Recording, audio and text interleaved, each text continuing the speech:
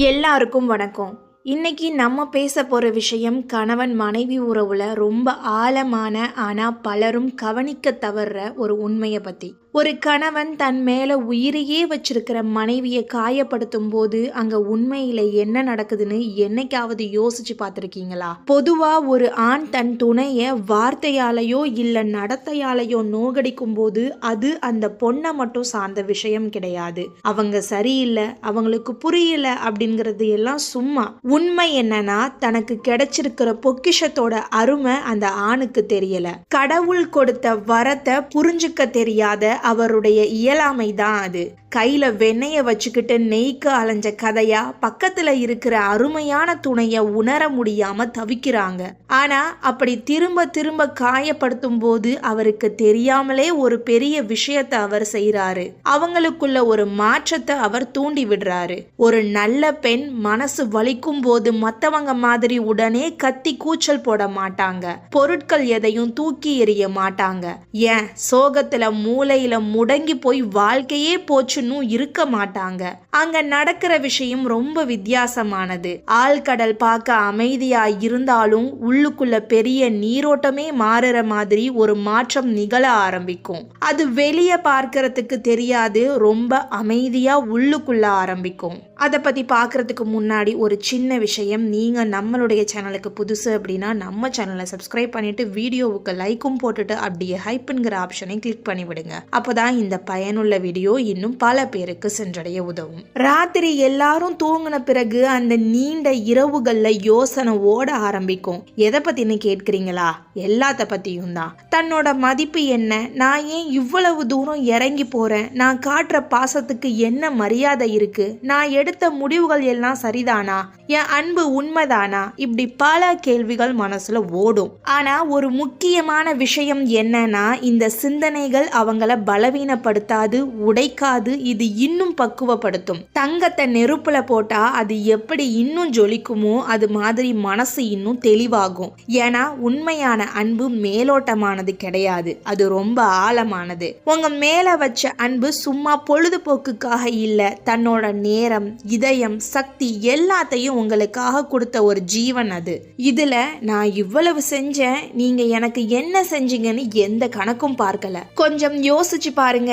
நீங்க வாழ்க்கையில கஷ்டப்பட்டப்போ, சோர்ந்து போனப்போ, ஏன் நீங்களே உங்களை நம்பாதப்ப கூட அந்த தாய் உள்ளம் உங்களை நம்புச்சு, உங்களால முடியும்னு ஊக்கப்படுத்துச்சு. ஒரு பெரிய மரத்தையே தாங்கி பிடிக்கிற ஆணிவேர் மண்ணுக்கு அடியில மறைஞ்சிருந்தாலும் அதுதான் அந்த மரத்தோட பலம். அந்த மாதிரி அந்த நம்பிக்கை தான் பல நேரங்கள்ல உங்களை தூக்கி நிறுத்தி இருக்கும். அந்த அன்பு சாதாரணமானது இல்ல, அது மிகப்பெரிய பலம். ஆனா அப்படிப்பட்ட ஒரு புனிதமான அன்பு ஏமாற்றப்படும் போது அல்லது அதோட அருமை புரியாம அலட்சியப்படுத்தப்படும் போது அங்க அழிவு வராது, ஒரு தெளிவு பிறக்கும், கண்ணு திறக்கும். முன்னாடி எல்லாம் நீங்க செய்யற சின்ன சின்ன தப்புகளை கூட பரவாயில்ல, அவர்தானேன்னு மன்னிச்சு விட்டு இருப்பாங்க.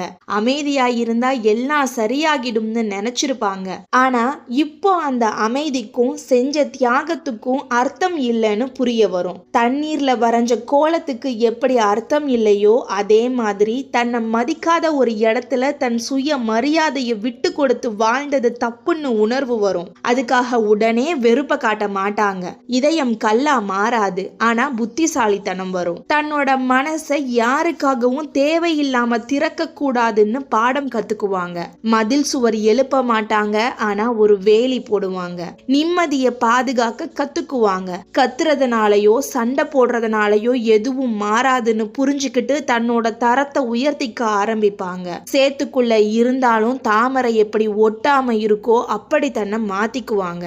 இங்கதான் நிறைய ஆண்கள் தப்பு கணக்கு போடுறாங்க. நாம என்ன பண்ணாலும் மனைவி நம்ம கூட தான் இருப்பா, அவ எங்க போக போறா, அவளோட பாசம் எல்லாத்தையும் மன்னிச்சிடும்னு நினைக்கிறாங்க.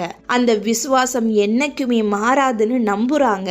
ஆனா ஒன்னு புரிஞ்சுக்கோங்க, எல்லாத்துக்கும் ஒரு எல்லை இருக்கு, பொறுமைக்கும் ஒரு எல்லை இருக்கு. ரப்பர் பேண்டை இழுக்க இழுக்க நீளும் தான், ஆனா ஒரு அளவுக்கு மேல இழுத்தா அது அருந்து கையில தெரிச்சிடும். அந்த எல்லைய ஒரு முறை தாண்டிட்டா அதுக்கப்புறம் பழைய நிலைமைக்கு திரும்ப வரமாட்டாங்க. பாசம் இல்லைன்னு அர்த்தம் இல்ல, ஆனா இனிமே இது வேலைக்காகாதுன்னு புரிஞ்சு போச்சுன்னு அர்த்தம். அந்த முடிவை எடுத்த பிறகு ஒரு பெரிய மாற்றம் நடக்கும். தன்னோட கவனத்தை உங்க மேல வைக்காம தான் மேல வைக்க ஆரம்பிப்பாங்க. இவ்வளவு நாளா உங்களுக்காக செலவு பண்ண அந்த அன்பை, அந்த நேரத்தை இனிமே தனக்காக செலவு பண்ணுவாங்க. தனக்கு பிடிச்ச விஷயங்கள், சொந்த வளர்ச்சி, மன நிம்மதி, இதுல கவனம் செலுத்துவாங்க. காஞ்சு போன செடிக்கு தண்ணி ஊத்துறத நிப்பாட்டிட்டு துளிர் விடுற புதிய செடியை கவனிக்க ஆரம்பிப்பாங்க. இதுல வேடிக்கை என்னன்னா, அவங்கள உடைச்சிடும்னு நீங்க நினைச்ச விஷயம்தான் அவங்கள முழுசா விழிச்சு இல வச்சிருக்கு. முன்ன விட இப்பதான் தெளிவா இருப்பாங்க. இப்போ கணவனோட நிலைமையை யோசிச்சு பாருங்க.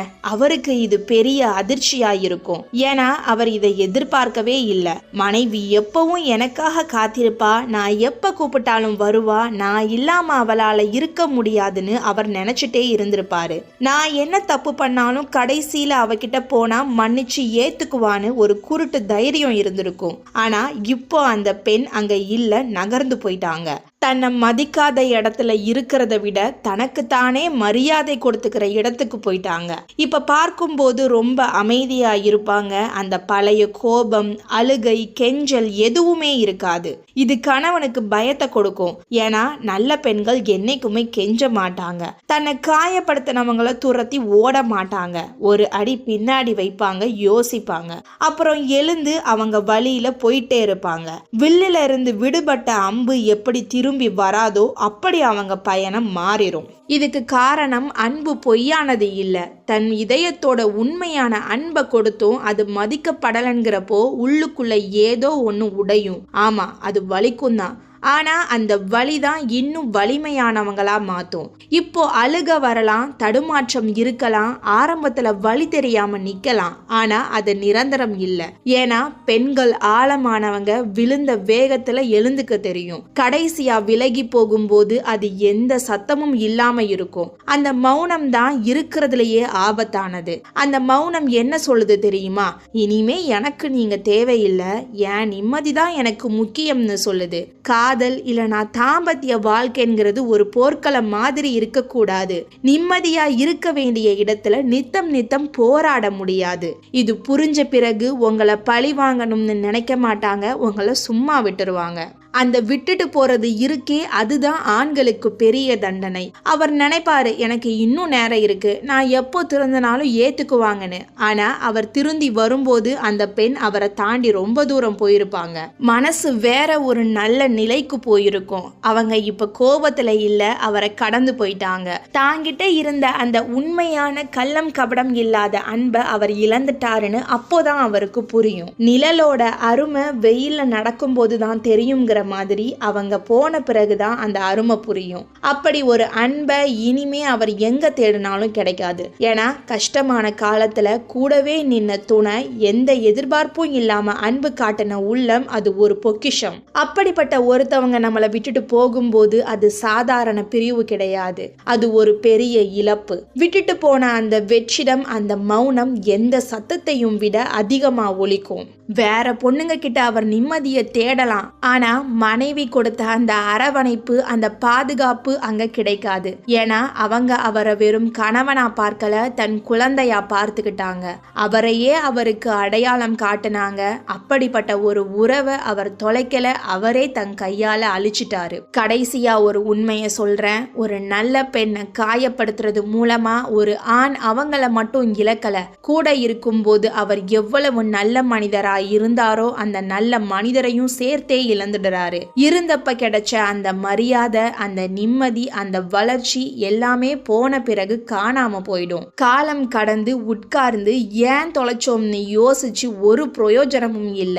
ஏன்னா கண்ணாடி உடைந்த பிறகு ஒட்ட வச்சாலும் விரிசல் தெரியும். அதே மாதிரிதான் மனசும். உண்மையான அன்பு என்னைக்கும் கெஞ்சாது, மரியாதை இல்லாத இடத்துல அது தங்காது. இது ஆண்களுக்கு புரியும் போது பல நேரம் காலம் கடந்து போயிருக்கும். ஒரு நல்ல துணையை காயப்படுத்த பயன்படுத்துறது ஒரு வைரத்தை தொலைச்சிட்டு கூழாங்கற்களை பொறுக்கிறதுக்கு சமம். அதனால உங்க கூட இருக்கிற அந்த உண்மையான அன்பை இப்பவே மதிங்க. தொலைச்ச பிறகு தேடுறதை விட இருக்கும் போதே பாதுகாக்கிறது தான் புத்திசாலித்தனம். இந்த வீடியோல நான் சொன்ன விஷயங்கள் உங்க மனசை தொட்டிருந்தா மறக்காம ஒரு லைக் பண்ணுங்க. ஏன்னா உங்க ஒவ்வொரு லைக்கும் எங்களுக்கு மிகப்பெரிய ஊக்கம். இந்த உண்மை எல்லோருக்கும் போய் சேரணும். குறிப்பா காயப்பட்ட மனசுகளுக்கும் துணையை புரிஞ்சுக்காத கணவன்மார்களுக்கும் இது போய் சேர முடிஞ்ச வரைக்கும் உங்க நண்பர்களுக்கும் உறவினர்களுக்கும் இதை ஷேர் பண்ணுங்க. உங்க வாழ்க்கையில இது மாதிரி மாற்றங்களை நீங்க பார்த்திருக்கீங்களா? உங்க அனுபவங்களையும் கருத்துக்களையும் கீழே கமெண்ட் பண்ணுங்க. உங்களுடைய அந்த வார்த்தைகள் இதே சூழ்நிலையில இருக்கிற மற்றவங்களுக்கு ஒரு பெரிய ஆறுதலா இருக்கலாம். இதே மாதிரி மனசுக்கு நெருக்கமான வாழ்க்கைக்கு தேவையான விஷயங்களை தொடர்ந்து கேட்க நம்மளுடைய சிந்திக்க சில நிமிடம் சேனலை இன்னும் சப்ஸ்கிரைப் பண்ணலனா இப்பவே பண்ணிக்கோங்க. கூடவே அந்த பெல் ஐகானையும் கிளிக் பண்ணிடுங்க. அப்போதான் நாங்க போடுற வீடியோ உங்களை வந்து சேரும். மீண்டும் ஒரு நல்ல தலைப்பில் சந்திப்போம். நன்றி.